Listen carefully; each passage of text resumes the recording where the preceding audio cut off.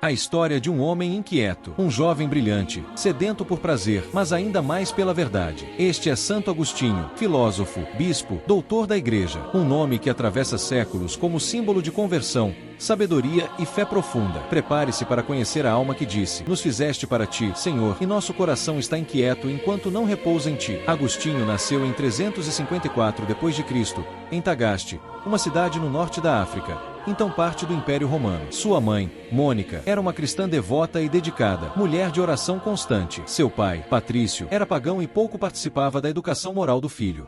Desde cedo, Agostinho revelou uma inteligência notável. Foi enviado para estudar retórica e filosofia.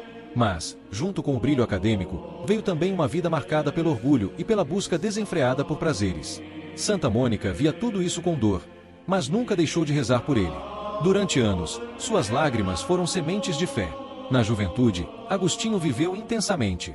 Em Cartago, conheceu os prazeres do mundo, festas, relacionamentos instáveis, vaidades.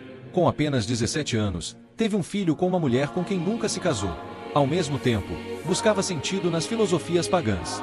Aderiu ao maniqueísmo, doutrina que dividia o mundo entre o bem absoluto e o mal absoluto. Mas, mesmo com todo o saber, algo faltava. Ele mesmo escreveria depois: eu me tornava para mim mesmo um terreno de miséria. A inquietação crescia. A alma buscava uma luz que a razão não podia alcançar.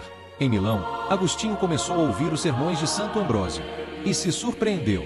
Pela primeira vez, alguém usava lógica, beleza e sabedoria para explicar as Escrituras. Não foi uma conversão instantânea. Foi um processo interior. Um conflito entre a carne e o espírito. Entre o mundo e Deus. Agostinho passava horas refletindo, questionando, debatendo consigo mesmo. Até que, um dia, no jardim de sua casa, ouviu uma voz infantil dizer: toma e lê. Ele abriu as Escrituras e leu Romanos 13,13 e 14, não em orgias e bebedices, mas revestivos do Senhor Jesus Cristo. Neste momento, ele se rendeu. Deus venceu a batalha em seu coração. No ano de 387, Agostinho foi batizado por Santo Ambrósio na vigília pascal. Junto com ele, seu filho Adeodato. Era o início de uma nova vida.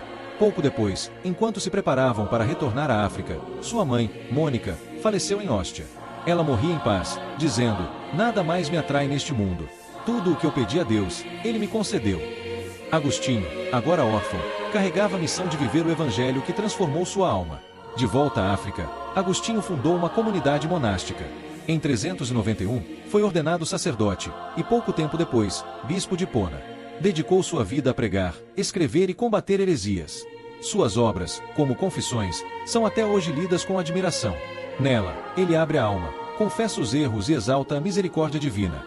Em A Cidade de Deus, reflete sobre o destino da humanidade, o papel da Igreja e a esperança da vida eterna.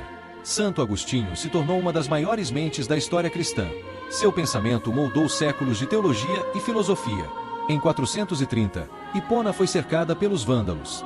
Agostinho, já idoso e doente, passou seus últimos dias em oração e meditação dos Salmos. Morreu em 28 de agosto, aos 76 anos. Deixou mais de 100 obras. Deixou um legado espiritual que jamais se apagou. A Igreja o reconheceu como doutor da graça. E o mundo passou a ver nele um farol de sabedoria. Santo Agostinho continua vivo em seus textos, em sua história, em todos os corações que também buscam a verdade. Ele nos ensina que não há pecado maior que a misericórdia de Deus não possa perdoar. E que a verdadeira liberdade está em servir a Cristo. Se você, como ele, já buscou sentido em muitos lugares e não encontrou, talvez seja a hora de voltar-se para Deus. Que Santo Agostinho interceda por nós e nos ensine a viver com fé, inteligência e humildade. Santo Agostinho, rogai por nós. Inscreva-se para mais histórias de fé.